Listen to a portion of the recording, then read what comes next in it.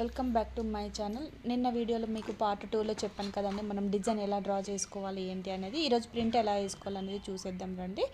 ఇక్కడ నేను design paper dress paper మీద గీసాను కదా, అది అనేది మనం శారీ పైన పెట్టుకున్న తర్వాత ఇక్కడ మనకు బ్లాక్ పౌడర్ కానీ వైట్ పౌడర్ కానీ ప్రింట్ పౌడర్ దొరుకుతుంది. అది తీసుకొని దాంట్లోకి కొంచెం అంతా టర్పంట్ ఆయిల్ అనేది కలుపుకోవాలి.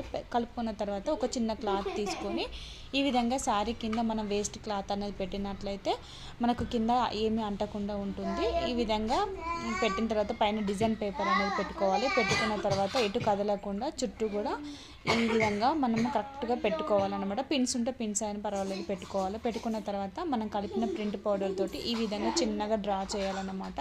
చేసినట్లయితే మనకు డిజైన్ అనేది చూసారుగా కింద ఎలా పడిందో ఈ విధంగా పడుతుంది. మీరు కూడా ఒకవేళ కావాలి అని అంటే మీరు ఇంట్లోనే ఈజీగా చేసుకోవచ్చు అన్నమాట. జస్ట్ ఒక 50 రూపీస్ తోటే కంప్లీట్ అవుతుంది. ట్రై చేయండి ఫ్రెండ్స్.